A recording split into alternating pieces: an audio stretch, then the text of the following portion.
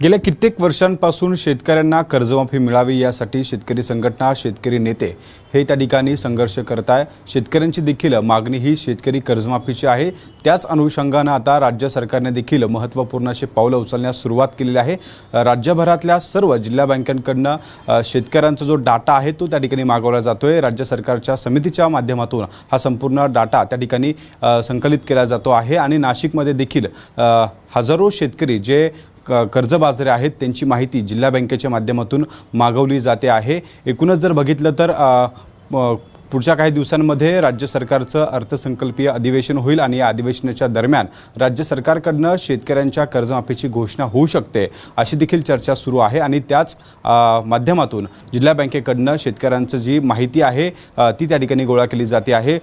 संपूर्ण गावखेड्यावर असेल किंवा कार्यकारी सोसायटींच्या माध्यमातून ही सगळी माहिती जिल्हा बँक त्या ठिकाणी माहिती मागवत आहे। या संदर्भात बोलण्यासाठी माझ्यासोबत जिल्हा बँकेचे मुख्य कार्यकारी अधिकारी अरविंद सराय सर, काय नेमकं कसं काम सुरू आहे? कारण अनेक ठिकाणाहून बघितलं आपण तर शेतकऱ्यांची माहिती आपण त्या ठिकाणी संकलित करतो।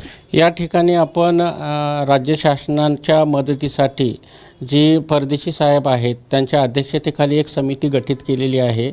या समितीच्या अनुषंगानं राज्यातील सर्व जे काही थकबाकीदार शेतकरी आहेत त्या शेतकऱ्याची 30/6/25 आणि 30/9/25 या तारखेवरची माहिती मागवलेली आहे।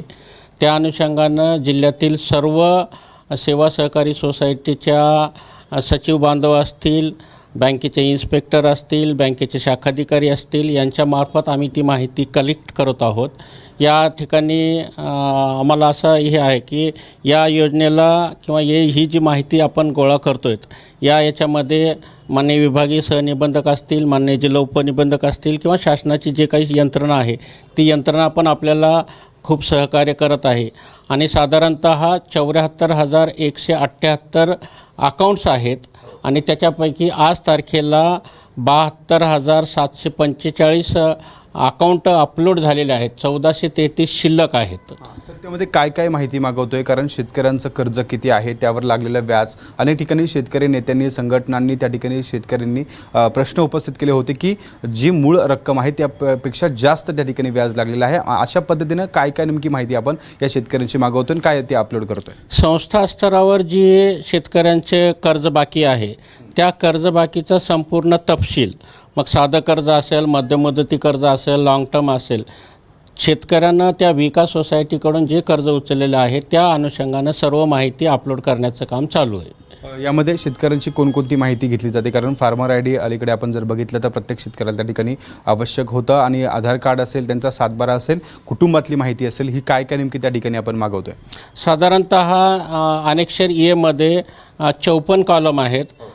या पहिल्या 20 कॉलममध्ये शेतकऱ्यांची मूलभूत माहिती आहे। मग शेतकऱ्यांचं नाव असेल, त्यांचा जिल्हा असेल, तालुका असेल, सोसायटी असेल, सोसायटीचं मेंबर आय डी असेल, त्याचा मोबाईल नंबर असेल, ॲग्री स्टॅक असेल, जेंडर असेल, या सगळ्या गोष्टी सुरुवातीच्या 20 कॉलममध्ये आहेत आणि बाकीच्या ज्या कॉलम आहेत त्या बाकीच्या कॉलममध्ये त्यांनी कधी कर्ज उचललेले आहे, कधी थकीत झालेले आहे, 30/6/25ची पोझिशन काय आहे, 30/9/25ला किती आउटस्टँडिंग आहे, प्रिन्सिपल किती आहे, व्याज किती आहे, या सगळ्याची माहिती त्या याच्यामध्ये नमूद आहे।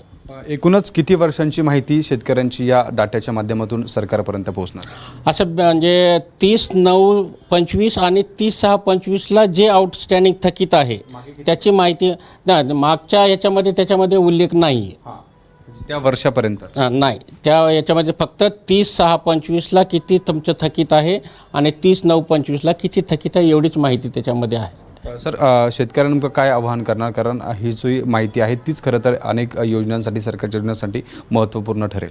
मी या जिल्ह्यातील सर्व शेतकरी बांधवांना असं नम्र आवाहन करतो की त्यांच्याकडे जी माहिती आहे, मग तो आधार कार्ड असेल, त्याचा ॲग्री स्टॅक असेल, या सर्व बाबी जवळच्या आपल्या सेवा सहकारी सोसायटीला असेल किंवा जवळच्या ज्या ठिकाणी त्यांनी कर्ज उचल केलेलं आहे त्या बँकेच्या याच्यामध्ये जाऊन तो ज्याचे अपलोड जे आहेत, जे अपलोड करायचे जे अनुषंगिक सर्व कागदपत्रे आहेत ते देण्यात यावे, जेणेकरून भविष्यामध्ये कुठल्याही याच्यापासून ते वंचित राहणार नाही या पद्धतीनं त्यांनी त्यांचे कागदपत्र जमा करावेत असं मी आवाहन करतो आहे। नक्कीच खरं तर आपण बघतोय पूर्ण राज्यासह इतर जिल्ह्यांमधल्या देखील जी माहिती आहे ती ती माहिती खरं तर या शेतकऱ्यांची आता मागवली जाते आणि आपण बघतो या माहितीच्या अनुषंगानंच संपूर्ण राज्यभरात शेतकऱ्यांच्या जी कर्जमाफीची जर घोषणा झाली तर यामध्ये जी शेतकऱ्यांची माहिती आहे ती तत्काळ सरकारला त्या ठिकाणी मिळेल आणि त्या अनुषंगानं शेतकऱ्यांना त्याचा लाभ त्या ठिकाणी मिळू शकतो अशी शक्यता वर्तवली जाते। त्यामुळे